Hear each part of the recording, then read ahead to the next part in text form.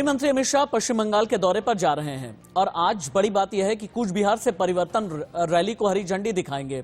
गृह मंत्री अमित शाह को हालांकि जनवरी में भी जाना था, लेकिन इजराइल दूतावास धमाका और किसान आंदोलन का जो 26 जनवरी का संग्राम हुआ, उसके बाद यह दौरा कैंसिल हो गया। लेकिन फरवरी में अब जब अमित शाह आज पश्चिम बंगाल जाने वाले हैं, तो कहा यह जा रहा है कि बंगाल युद्ध का एक नया संग्राम छिड़ने वाला है। वो संग्राम जिसमें घमासान बढ़ेगा, वो संग्राम जिसमें ममता बनर्जी और भी ज्यादा अग्रेसिव हो सकती हैं, वो संग्राम जिसमें पता यह चलेगा कि ठाकुर नगर जाकर के मथुआ समुदाय को कितना अपना बना पाएंगे गृह मंत्री अमित शाह और उनके जरिए कितना वोट बटोर सकेंगे, क्योंकि कहते हैं कि लगभग 2 से 2.5 करोड़ वोट बैंक मथुआ समुदाय का अकेले ही है। और इस लिहाज से आज का दिन बड़ा है और आज का दिन घमासान वाला है। नमस्ते, मैं राशिद। पश्चिम बंगाल में घमासान इसलिए बढ़ गया है क्योंकि बंगाल युद्ध में अमित शाह पहुंचने वाले हैं। दीदी के बंगाल में अमित शाह मैदान में है। इससे पहले जेपी नड्डा जब मैदान में पहुंचे तो उन्होंने ये कहा था कि तोलाबाजी की ये सरकार है, ये तुष्टीकरण की सरकार है और बुआ और भतीजे ने मिल करके पूरे पश्चिम बंगाल को बर्बाद कर दिया है। अमित शाह का कर्मयुद्ध है, लेकिन ममता बनर्जी अपना धर्मयुद्ध इसलिए दिखाना चाहती हैं क्योंकि अगर भारतीय जनता पार्टी की तरफ से सोनार बांग्ला कहा जाता है तो ममता बनर्जी ये कहती हैं कि मेरा तो हिंदी का प्रण है।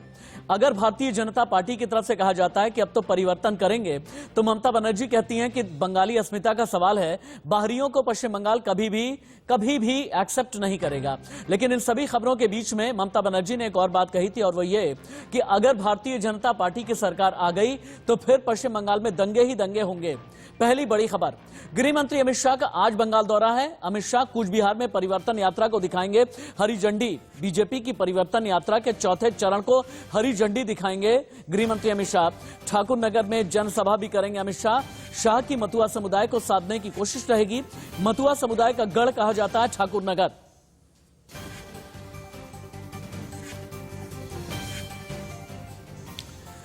तो गृह मंत्री अमित शाह क्या क्या कहेंगे ये तो हम आपको बताएंगे ही। गृह मंत्री अमित शाह की जबान से निकला हुआ एक एक शब्द, क्यों यह कहा जा रहा है कि पश्चिम बंगाल का चुनावी एजेंडा सेट करेगा और आज पश्चिम बंगाल के चुनाव को एक नया एंगल देने वाला है। लेकिन इससे पहले जब प्रधानमंत्री नरेंद्र मोदी पिछले 2 महीने में पहुंचे हैं पश्चिम बंगाल, या गृह मंत्री जब दिसंबर में पहुंचे पश्चिम बंगाल, या फिर जेपी नड्डा का जब पश्चिम बंगाल दौरा रहा, तो किस तरह से सभी ने मिल करके ममता बनर्जी को घेरने की कोशिश की है, ये हम आपको एक बार सुनाते हैं।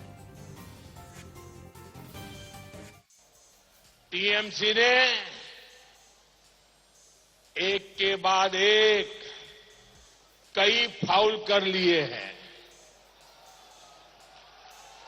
मिस गवर्नेंस का फाउल, विरोधियों पर हमले और हिंसा का फाउल, बंगाल के लोगों का पैसा लूटने का फाउल और आस्था पर हो रहे हमलों का फाउल बंगाल के लोग सब देख रहे हैं। इसलिए अब बहुत ही जल्द बंगाल तृणमूल को राम कार्ड दिखाने जा रहा है। जो तृणमूल कांग्रेस की सरकार बनी, उस वक्त ममता दीदी ने बंगाल के अंदर परिवर्तन करने का नारा दिया था और एक नारा दिया था, मां, माटी और मानुष की सरकार बनेगी। ये नारे के साथ, इस नारे पर विश्वास कर बंगाल की जनता ने परिवर्तन किया था। और 10 साल मुड़कर पीछे देखते हैं तो ये 10 साल में क्या किया तृणमूल कांग्रेस ने।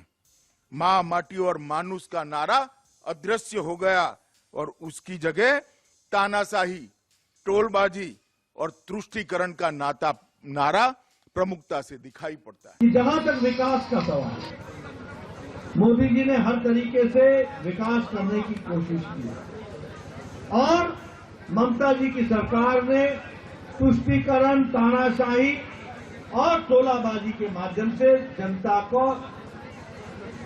शोषण किया और बंगाल की संस्कृति को एक ठेस पहुंचाई। ऐसी सरकार को और ऐसे नेताओं को आपने अलविदा कहना है और आपने आने वाली सरकार कमल के फूल का स्वागत करना है। यही मैं आपसे निवेदन करना। তা এনারা কি করছেন? রথ বের করেছেন বাবুরা।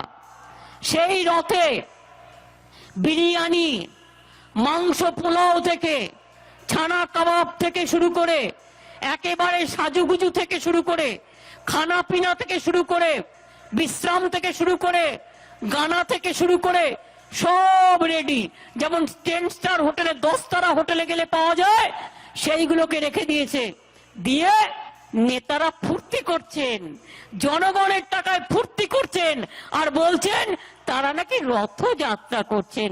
আমি সরি, আমি দুঃখিত, আমি লজ্জিত যে জগন্নাথ দেবের রথযাত্রাকে এরা কালিমা লিপ্ত করেছে। ধর্মের নামে মনে রাখবেন এরা অধর্ম করছে, ধর্মের নামে অধর্ম করছে।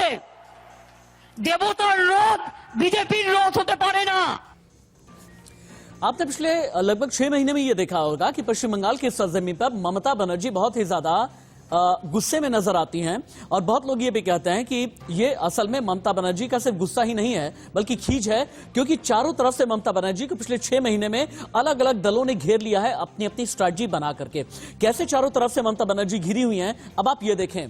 भारतीय जनता पार्टी ने अपना पूरा अग्रेशन दिखाया है, प्रधानमंत्री नरेंद्र मोदी से लेकर के अमित शाह से लेकर के जेपी नड्डा।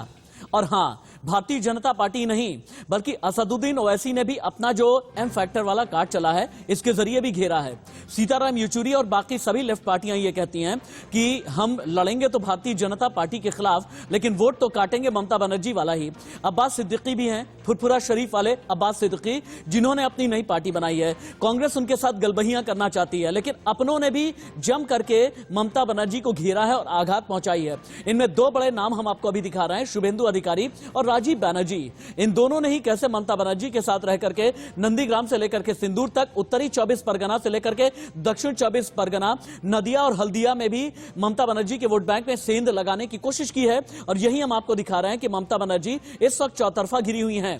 अब आपको इंफोग्राफिक स्टूडियो लेकर के चलते हैं, क्योंकि आज बंगाल युद्ध में अमित शाह वर्सेस ममता, यह युद्ध होने वाला है। इससे पहले कि डिबेट को ओपन करें, देखें आप, गृह मंत्री अमित शाह आज पश्चिम बंगाल के दौरे पर रहेंगे। अमित शाह कूच बिहार से परिवर्तन यात्रा को हरी झंडी दिखाने वाले हैं।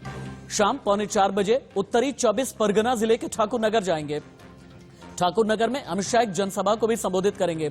ठाकुर नगर बंगाल की राजनीति में बहुत अहम माना जाता है। पश्चिम बंगाल का ठाकुर नगर मतुआ समुदाय का गढ़ माना जाता है। ठाकुर नगर बांग्लादेश की सीमा से महज 15 किलोमीटर की दूरी पर है। मतुआ समुदाय के बारे में आपको हम बताएंगे, लेकिन ये जो ठाकुर नगर है ना, उत्तरी 24 परगना का, कहते हैं यहां से राजनीति का ब्रह्मास्त्र निकलता है। कैसे, ये भी जाने आप। ठाकुर नगर मतुआ समुदाय का गढ़ है, बांग्लादेश की सीमा से महज 15 किलोमीटर की दूरी पर है। ठाकुर नगर मतुआ समुदाय का गढ़ होने के अलावा भी यहां पर सीए के पक्ष में लोग रहते आए हैं। सीए यानी नागरिकता संशोधन कानून। ठाकुर नगर के लोग चाहते हैं कि सीएए जल्द ही लागू हो। ठाकुर नगर के हिंदू शरणार्थी नागरिकता संशोधन कानून लागू होने के इंतजार में हैं। बांग्लादेश से आए हुए ये लोग हैं, इनके पास जमीन का पट्टा नहीं है, लेकिन अगर नागरिकता संशोधन कानून लागू हो गया तो फिर ऐसे में हिंदू शरणार्थियों को पक्की वाली नागरिकता मिल जाएगी। और यही एक इंतजार इनका है कि अगर पश्चिम बंगाल में सरकार आई तो यहां पर भी सीए एनआरसी को लागू कर दिया जाएगा, हमें मिल जाएगी नागरिकता। ये मतुआ समुदाय के लोगों का मानना है। लेकिन सिर्फ उत्तरी 24 परगना में ही मतुआ समुदाय के लोग हों ऐसा नहीं है। 3 जिले हैं जिन पर नजर है और 21 सीटों की रखी जा रही खबर है। ये 3 जिले कौन कौन से हैं आप देखें। नदिया का उत्तरी 24 परगना का और दक्षिणी 24 परगना, यहां पर भारतीय जनता पार्टी की भी नजर है इन 3 जिलों पर। और यहीं पर नजर है असल में ममता बनर्जी की भी, और बाकी जितने भी तमाम दल हैं उन सभी की नजर इन 3 जिलों पर बनी हुई है। दक्षिण 24 परगना, उत्तरी 24 परगना और जो मैंने नदिया का इलाका आपको बताया है। डिबेट को ओपन कर देते हैं, थोड़ी देर में आपको बताएंगे हम कि मतुआ समुदाय का राजनीतिक जोर आखिरकार क्या क्या है। इंट्रोड्यूस कर देते हैं हम। शिवम त्यागी भारतीय जनता पार्टी के नेता, विजय कौशिक कांग्रेस के नेता, अजय रे टीएमसी का प्रतिनिधित्व कर रहे हैं मेरी इस डिबेट में। आप सभी का स्वागत है। अजय रे, आपको लगता नहीं कि ममता बनर्जी चौतरफा तो घिरी हैं, लेकिन उत्तरी 24 परगना में अगर आज ठाकुर नगर में गृह मंत्री अमित शाह रहेंगे तो आप ही के एक बड़े वोट बैंक में सेंध लगाने की कोशिश की जाएगी। वो मतुआ संप्रदाय, वो मतुआ समुदाय जिन्होंने 2019 में भारतीय जनता पार्टी को भर भर के वोट दिए थे, ये लोग आपसे नाराज हैं और वहीं पर सेंध लगाने के लिए गृह मंत्री आज पहुंचने वाले हैं। तो ऐसे में क्या फिर से खिसियाएंगी ममता बनर्जी? अजय रे, बिल्कुल नहीं। मथुआ संप्रदाय या फिर मथुआ बिल्कुल भी हमारे अगेंस्ट या ममता बनर्जी के अगेंस्ट नहीं है। मैं आपको बहुत साफ शब्दों में कहूं सीएए का जो बिल है, बंगाल में आप जितने रेफ्यूजीज कॉलोनीज देखते हैं, सिर्फ मथुआ ठाकुरपुर की बात नहीं है, ठीक है। आप बंगाल में जितने भी रेफ्यूजीज कॉलोनी देखिए, ममता बनर्जी ने सबका आईडी कार्ड बनाया है, सबको आईडी कार्ड मिल रहा है, सब यहाँ रह सकते हैं, सब नागरिकता है यहाँ, सब सिटीजन है यहाँ। हाँ। तो सबसे बड़ी बात यह है कि अमित शाह हो या नरेंद्र मोदी हो, मथुआ संप्रदाय हो या फिर कोई भी संप्रदाय हो, उन्हें ये पता है कि ये लोग किसान के साथ नहीं है, ये फौजियों के साथ नहीं है, इनके राज में पेट्रोल डीजल का जो बढ़त हो रहा है, एजुकेशन सिस्टम कितना फेल हो रहा है, जीडीपी ग्रोथ क्या हो रहा है, हाँ। तो अब लोग इस पे विचार कर रहे हैं, इस पे चिंता कर रहे हैं।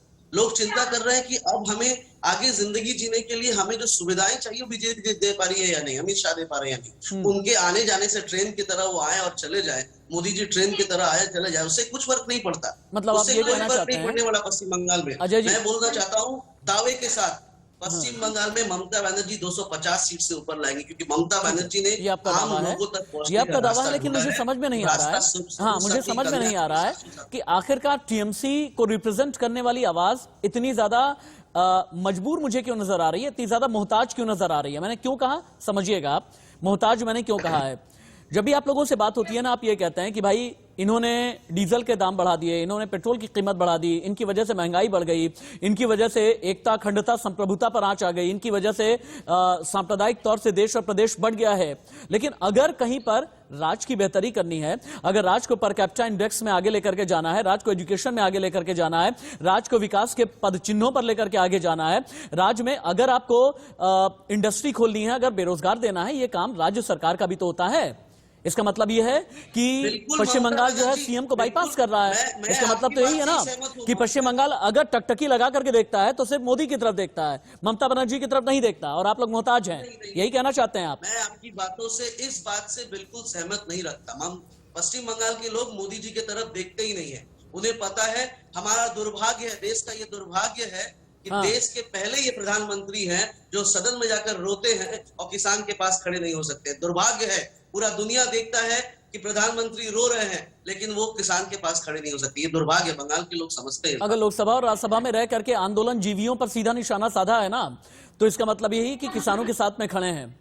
इसका मतलब यह नहीं है अगर किसानों के साथ जाकर के बॉर्डर और सड़क पर खड़े हो जाएं तभी खड़ा होना नहीं होता है। वीडियो अपॉर्चुनिटी अगर ना तलाशें और संसद में अपनी बात कहें तो यह भी किसानों के साथ खड़े होने जैसा ही होता है। अजय रे जी, इसे हम क्यों नहीं मान पाते हैं? किसान की मौत हमारा दुर्भाग्य है। किसान अन्नदाता है हमारे। 70 किसान की मौत हो गई और आप कहते हैं कि पास खड़ा नहीं होना बड़ी बात नहीं होती। ठीक है, पास खड़ा होना पड़ता है सर। सुनिए, मैं आपको रोकूंगा। वो आप किसान को सिर्फ किसान बोलिए, ना खालिस्तानी बोलिए ना पाकिस्तानी बोलिए, वो देश के किसान है। एक मौत भी एक देशवासी का मौत हुआ है, खड़ा होना जरूरी है। अमित शाह बंगाल में आए ना आए, उनको किसान के पास जाना बहुत जरूरी है। मौत तो कई बंगालियों की भी हुई है अजय रे जी, मौत तो कई बंगालियों की भी हुई है, अलग अलग वजहों से हुई है। खड़ा तो उनके साथ भी रहना जरूरी है, आंसू तो उनके लिए भी बहने चाहिए जिनका खून बहा है। आप मुझे साबित कीजिए किस वजह से मौत हुई है। अब बताता हूं, बंगाल में स्वास्थ्य मैं साबित नहीं करूंगा, साबित करेंगे शिवम त्यागी। मैं साबित नहीं करूंगा, साबित करेंगे शिवम त्यागी जो कि बीजेपी के नेता हैं। मेरा काम सवाल पूछना है, मेरा काम साबित करना नहीं है।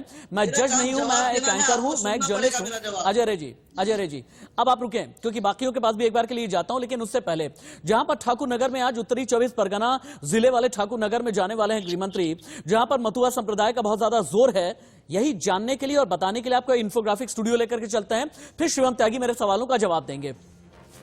जानते हैं मथुआ संप्रदाय के बारे में, जानिए आप, बहुत इंटरेस्टिंग फैक्ट है कुछ। मथुआ संप्रदाय में सबसे बड़ी जो तादाद आती है ना, ये तादाद आती है नाम शूद्र समाज की। नाम शूद्र 1971 में नाम शूद्र समाज की पश्चिम बंगाल में आबादी थी कितनी, 11%। लेकिन 2011 में नाम शूद्र समाज की आबादी बढ़ करके हो गई पश्चिम बंगाल में 17%। पश्चिम बंगाल की कुल जनसंख्या 9 करोड़ से ज्यादा है। पश्चिम बंगाल में 1.5 करोड़ की आबादी नाम शूद्र समाज की है। लेकिन नामशूद्र के अलावा दूसरे दलित वर्ग भी मथुआ संप्रदाय से जुड़े हैं।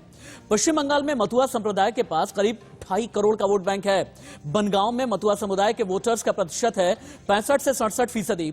कृष्णानगर, रानाघाट, मालदा उत्तरी और इसके अलावा मालदा दक्षिणी में इनका प्रभाव है।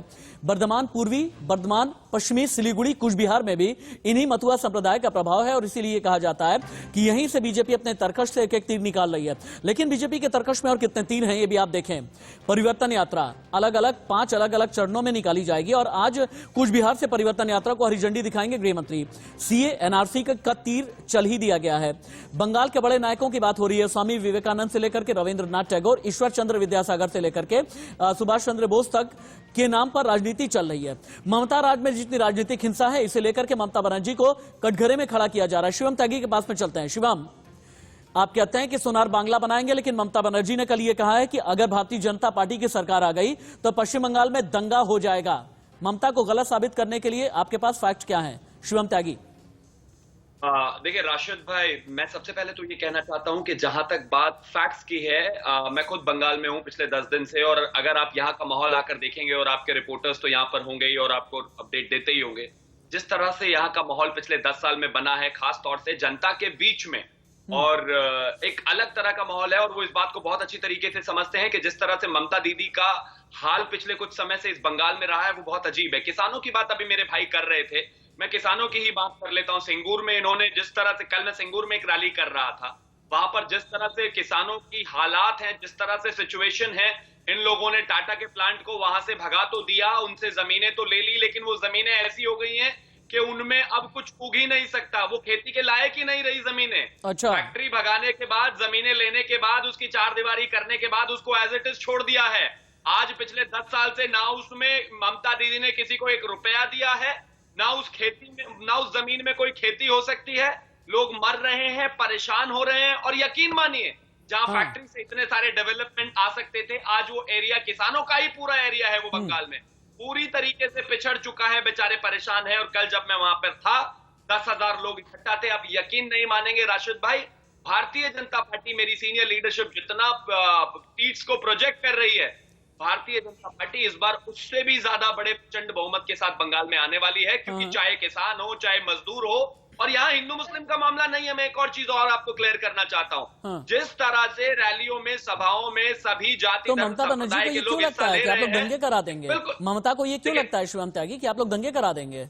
देखिए, ममता दीदी के पास कोई और यूएसपी है नहीं। जिस व्यक्ति ने पूरे के पूरे 10 साल विजय जी आपके पास भी आ रहा हूं, जिस महिला ने पूरे 10 के 10 साल माइनॉरिटी अपीसमेंट पर अपनी राजनीति चलाई हो, और आज उनको पता है कि डेवलपमेंट पर, तो वो एक चीज बताइए, अगर उनके पास 10 साल का कोई रिपोर्ट कार्ड है, तो वो जनता के बीच में रिपोर्ट कार्ड जाकर क्यों पेश नहीं करती? क्यों सिर्फ हिंदू मुस्लिम, नड्डा अड्डा खड्डा और इस तरह की बातें ही करती हैं? क्यों प्रधानमंत्री को लेकर आक्षेप, गृह मंत्री को लेकर आक्षेप? अरे आपने 10 साल राज्य में राज किया है, आप अपना रिपोर्ट कार्ड लेकर जनता के बीच में जाइए और हर वर्ग को बताइए मैंने क्या किया है आपके लिए।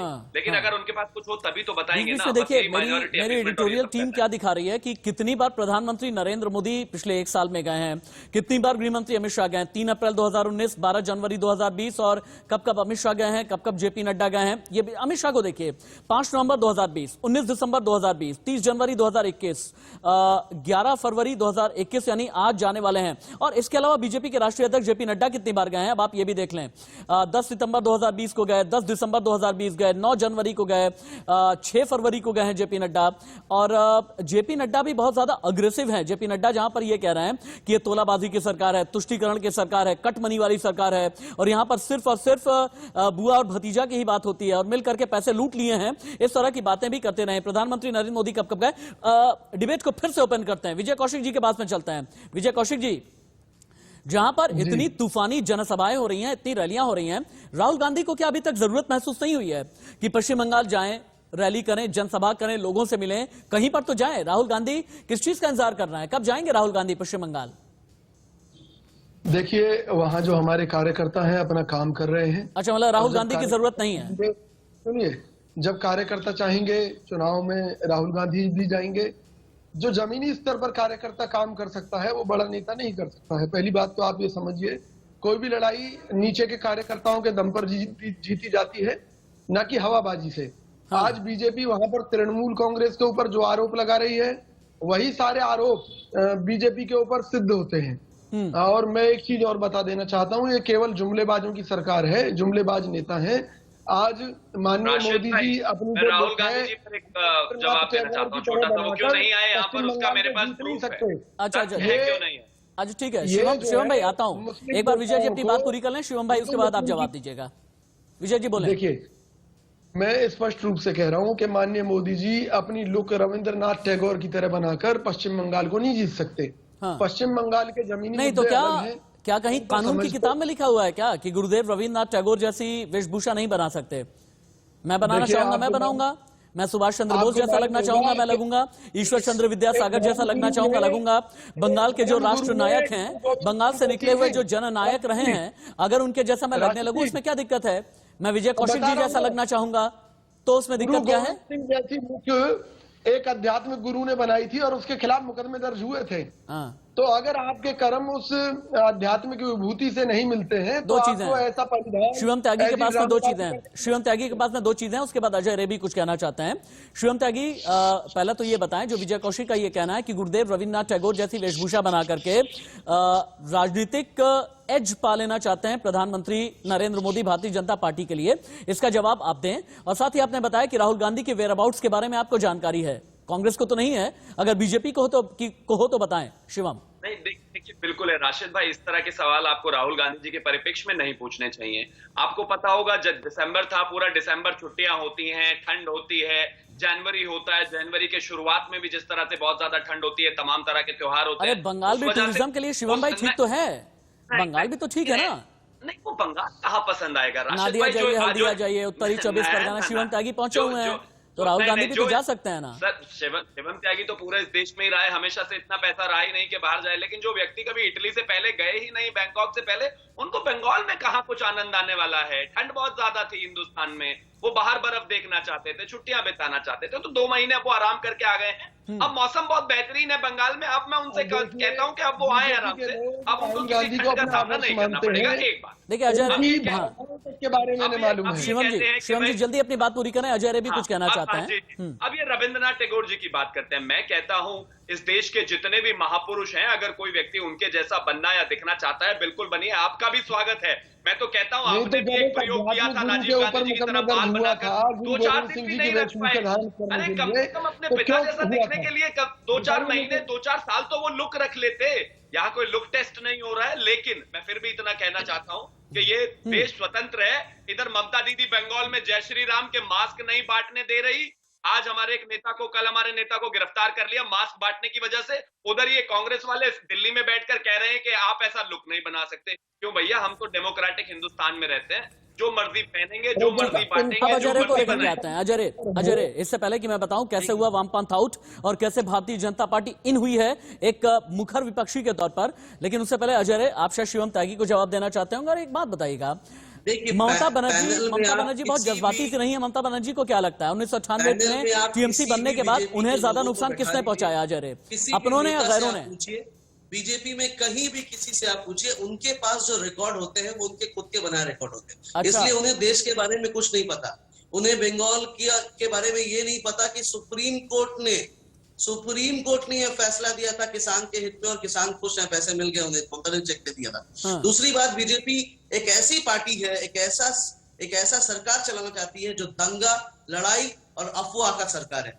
मैं आपको साफ शब्दों में कह सकता हूं, एक ऐसी पार्टी है, पूरा बीजेपी का सारे नेता, वो स्मृति ईरानी हो, नड्डा जी तो ठाकुर जी का नाम नहीं जानते, विवेकानंद का नाम नहीं जानते। आप बीरभूम में देखिए, आप शांति निकेतन में देखिए, रविन्द्रनाथ टैगोर का फोटो किसी नेता के नीचे आता है। ये बंगाल में आते हैं बंगालियों को अपमान करने, बंगाल में आते हैं बंगाल के लोगों को पश्चिम बंगाल के जो पश्चिम बंगाल से निकले हुए जो राष्ट्र नायक हैं, अगर उनके नाम को हाईजैक कर लिया जाए, तकलीफ होती है क्या? नहीं हो सकता, कभी फौजियों का नहीं हो सकता। ये पुलवामा याद नहीं करती, ये किसी भी तरह के जो वाजिब चीज है उन मुद्दों पे बात नहीं करती। बीजेपी लेकिन वाजिब चीज एक और भी है।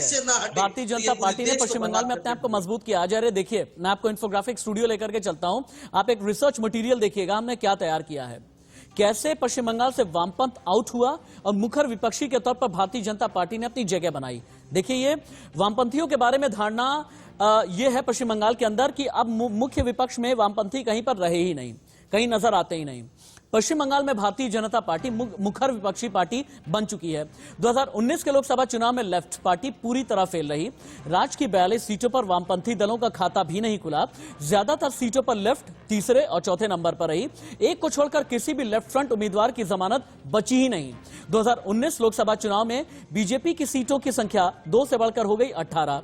2019 के लोकसभा चुनाव में ही बीजेपी का वोट परसेंट 10 से बढ़कर के कितना हो गया 40। मोहम्मद सलीम जैसे बड़े नेता, दिग्गज नेता रायगंज से अपनी जमानत बचा नहीं सके। सीपीएम का जाना माना चेहरा मोहम्मद सलीम अपनी जमानत बचा नहीं सके और यहीं पे ये कहा जाने लगा कि वामपंथ का सफाया हो गया है। लेकिन ममता बनर्जी अभी भी ये समझती हैं कि मुस्लिमों का हाथ उनके साथ में है। लेकिन क्या वाकई में ऐसा है? मुस्लिमों का हाथ क्या साथ में है? 294 सीटों में 110 सीटें मुस्लिम प्रभाव वाली हैं। टीएमसी कांग्रेस लेफ्ट को मिलते थे मुस्लिम वोट। पहली बार पीरजादा अब्बास सिद्दीकी और ओवैसी भी सियासी रण में हैं। बंगाल में मुस्लिम वोट बांटने के लिए 5 पार्टियां आ गई हैं। पहली बार टीएमसी है, कांग्रेस है, लेफ्ट, एआईएमआईएम और पीरजादा अब्बास सिद्दीकी, ये सभी लोग मैदान में हैं। लेकिन बंगाल की सियासत में कितनी करवट अभी तक आ चुकी है, ये भी जाने आप। पश्चिम बंगाल में विधानसभा सीटें हैं 294। 2016 विधानसभा चुनाव में टीएमसी को मिली 211 सीटें, लेफ्ट को 33, कांग्रेस को 44, बीजेपी को मात्र 3 सीटें मिली। 2019 के लोकसभा चुनाव में बीजेपी ने शानदार प्रदर्शन किया। 2019 लोकसभा चुनाव में टीएमसी का वोट शेयर रहा 43.5%। बीजेपी को 2019 लोकसभा चुनाव में 40% से ज्यादा वोट मिले। 2019 लोकसभा चुनाव में बीजेपी को पश्चिम बंगाल में सीटें मिली 18। 2019 में बीजेपी को कुल 2,30,28,343 वोट मिले और 2019 में ही टीएमसी को 2,47,56,985 वोट मिले। अजय, अब यहां से सवाल ये पैदा होता है कि बंगाल को आप लोग कैसे फतेह करेंगे? ये बहुत बड़ा सवाल है। मैं ये सवाल इसलिए कर रहा हूं क्योंकि मुस्लिम वोट बैंक में आपने सेंध लगाई वामपंथियों का जो वोट बैंक था, लेकिन आज की तारीख में उन पर अपना हक जताने वाले कई लोग आ गए हैं। वो ऐसी भी हैं, पीरजादा अब्बास सिद्दीकी भी हैं, कांग्रेस और वामपंथी तो हैं ही। अब क्या करेंगे आप? क्या मुस्लिम फैक्टर में भी एक चक्रव्यूह है आपके लिए? देखिए, आपका सवाल मुझे अच्छा लगा। पहली बात तो ये बंगाल में लड़ाई तृणमूल वर्सेस बीजेपी और बीजेपी के दूसरे जो दलाल हैं उनके साथ है। मैं दलाल वर्ड इसलिए यूज कर रहा हूं। नहीं, ऐसे शब्दों का सवाल ना करें। नहीं, अजय रेड्डी, आम लोगों का वोट हाथ जोड़ करके विनम्र विनती है। हाँ, परिवार भी मेरी डिबेट देखता है। ऐसे शब्दों का इस्तेमाल ना करें। ऐसे शब्द आप वापस ले लें। आप ऐसे शब्द वापस ले लें। अजय रे, तृणमूल वर्सेस अगेंस्ट हो रहा है। हाँ, तो यहाँ पे बंगाल में मैं आपको एक बात बोल सकता हूँ, 50 प्रकल्प है ममता बनर्जी के। वो प्रकल्प आम लोगों तक पहुंचने का प्रकल्प है। कभी साइकिल हो, कभी हेल्थ हो, कभी शादी हो, बेटियों की शादी का हो, चाहे खाने का हो, चाहे विधवा भाता हो, तो लोगों तक, तमाम सिटीजन तक ममता बनर्जी पहुंच चुकी है। ठीक है। उन्हें अब आदमी तक पहुंचने के लिए किसी की जरूरत नहीं है, लोगों तक पहुंचने की किसी के लिए जरूरत नहीं है। वो जीतेंगी। जब ये हो जाता है ना अजय जी, जब ये हो जाता है कि लोगों तक पहुंचने की जरूरत ही नहीं, ड्राइंग रूम में बैठकर और सेक्रेटरिएट में बैठकर के जीत जाएंगी, तो ये अपने आप में बड़ा अद्भुत होता है। शिवम त्यागी जवाब दे सकते हैं। शिवम त्यागी जवाब दे सकते हैं। Shivam should come in. Shivam should come in. Shivam should come in. जी राशिद भाई, I can't hear a word of TMC. Please आप अगर मुझे एक बार सवाल बता दें। टीएमसी नेता का ये कहना है कि 50 अलग अलग प्रकल्पों में ममता बनर्जी ने काम किया है। आज की तारीख में ममता बनर्जी को जानने वाले लोग इतने हैं, जनता के बीच जाने की जरूरत भी नहीं है, वो तो ऐसे ही जीत जाएंगी। इस तरह की बातें कर रहे हैं अजय रे।